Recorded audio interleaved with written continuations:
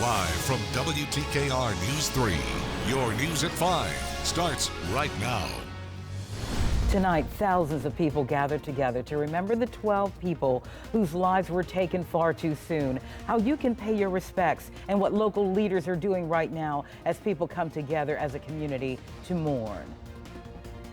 I'm here and a lot of my friends are not. So I'm just trying to wrap myself around it, still trying to come to grips with that. Shattered. He was inside Building 2 as the shots were fired. News 3 sits down with Thomas Colson as he describes what he experienced in those horrifying moments and the loss of his co-workers. What's going on at Building 2? I'm Brendan Ponton in Virginia Beach. Coming up on News 3, we'll have an update from the crime scene and tell you about the process of moving employees who work in Building 2 to other locations. Welcome to News 3 at 5. I'm Les Smith. And thanks for the company. I'm Barbara Ciara. After yesterday's wild weather, we have more showers and storms moving in. Are we looking at the chance for more severe storms tonight? Let's get over to Chief Meteorologist Patrick Rocky in the First Warning Weather Center. Well, hi, Les, and hi, Barbara. We do not expect a repeat performance of what we had yesterday afternoon when just about every city and county at some point was under a severe thunderstorm warning. There are a couple of storms out there right now, and that's going to be the story tonight. They're going to be a little bit more widely scattered. We've been tracking this one little shower and storm that developed right along the state line between Virginia Beach and Currituck County, and that's now out in the Atlantic and moving away from us. And we've been tracking this batch of showers and storms that's been moving along the Albemarle Sound, also kind of raining itself out here as it moves between Perquimans County and into southern Pasquotank County. Now we have more showers and storms developing up toward Tappahannock along the northern neck here. These are right ahead of a cold front that's going to be moving in as we head through the evening hours, and that cold front's going to be the focus for more showers and thunderstorms around. You see the time up here at the top of the screen. As we fast forward to 11 o'clock tonight, we see showers and thunderstorms mainly across eastern North Carolina as that front starts to push in. And as we head through the overnight hours, we expect the storms to rain themselves out, and just mainly cloud cover when you wake up for your Friday morning, although an outside chance we could have a little bit of wet weather early on. For tonight, though, an evening shower or storm around. Again, not widespread, and then we'll see a slight chance for some wet weather tomorrow morning with temperatures in the lower 70s as we kick off your Friday. But we are not done with the showers and storms yet. We're talking about some wet weekend weather coming up in your First Warning 7-day forecast. Patrick, thanks. People from across Hampton Roads are starting to gather at the memorial outside city offices in Virginia Beach to pay tribute and respect to the 12 people who were killed at last week's shooting. News reporter Rachel Carden is there now where local leaders are showing up to the memorial to pay their respects. Rachel? Les, we spoke to Congresswoman Elaine Luria, Congressman Bobby Scott, Senators Tim Kaine and Senator Mark Warner, all of them out here along with the mayor, city manager, the sheriff, the police chief. They had been in a meeting, but they all came here to pay their respects. The lawmakers of our Commonwealth approached the massive memorial that grows daily outside the Virginia Beach Police Headquarters, placing flowers in front of the 12 crosses, each bearing a name, a life lost to a violent act, still unexplained. These local leaders were greeted by victims' families, other city workers, and countless beach residents who are feeling this devastating loss. They tell us their heart is with Virginia Beach right now. I feel at this point my job as a representative is to give hugs because, I think it's truly the fact that we're here, that we can listen to people and that we can mourn together as a community. The group of dignitaries plan to attend the vigil being held at Rock Church tonight at 7:30. News 3 has special coverage planned for that event. In case you cannot attend, you can watch it right here with us. Now, coming up on News 3 at 6, you'll hear from one of our state senators. For now, we're live in Virginia Beach. I'm Rachel Carden, News 3. We continue to hear stories from friends and families of the victims, as well as those who survived the mass shooting. On Wednesday, Thomas Colson, a longtime employee at Building 2, turned 40. That's a birthday that almost didn't happen. News reporter Chelsea Donovan has his harrowing account. Along with so many others, Thomas Colson is trying to swallow 40 minutes of pure agony. I heard my manager come in and say, get off the phones now, there's an active shooter getting in my office. The 6'4" account clerk leapt up. One of my co-workers had been knocked down, and I was helping her up and did not realize the gunman was right beside us. He locked eyes with the suspect before continuing to guide coworkers to safety, along with friend Ryan Keith Cox. We were probably there with each other for under a minute.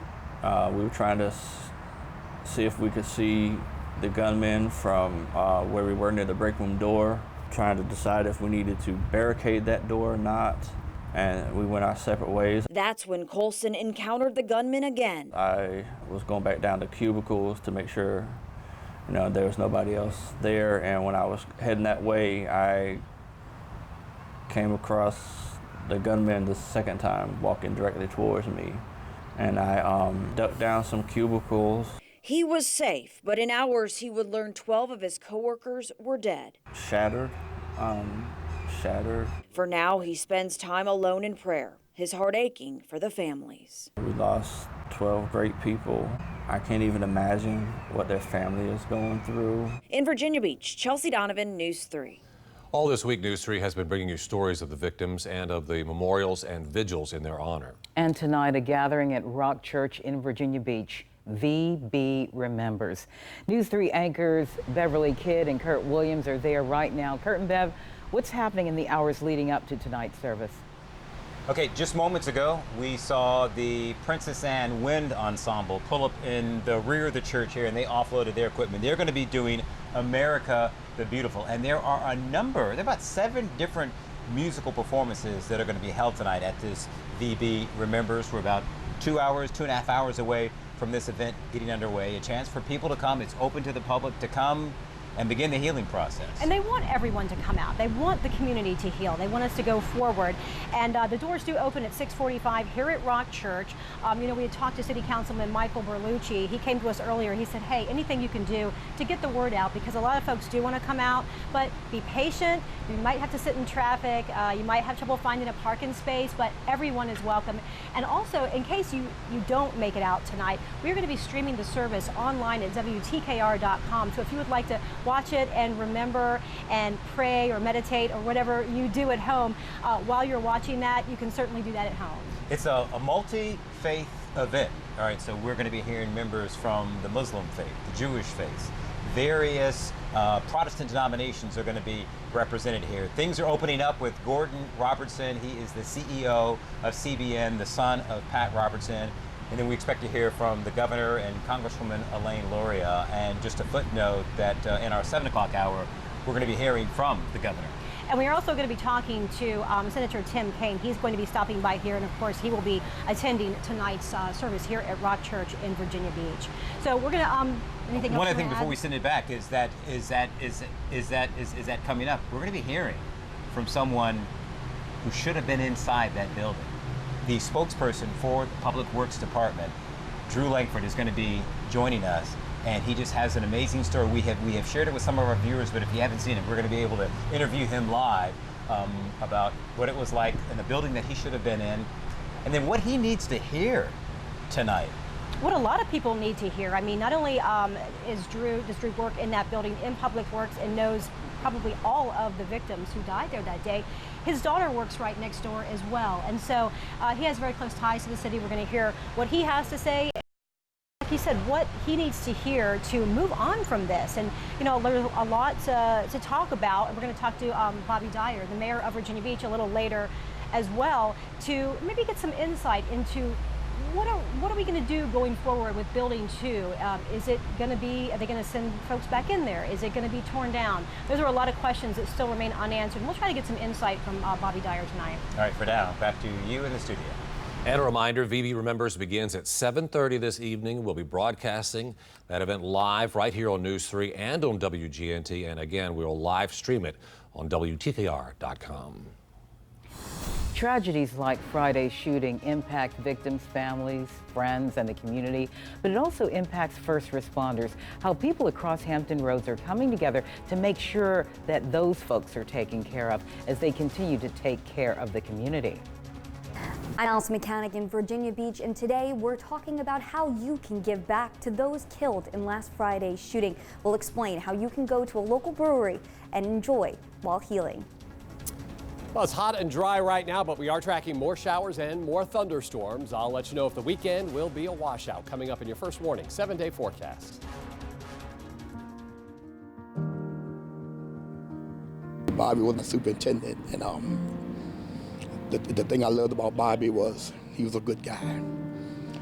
He was straight up with you. He didn't talk about you behind your back. What he wanted to tell you, he told you right in your face. I love that. When I was diagnosed with diabetes, Bobby's the one help. I just pray for their families.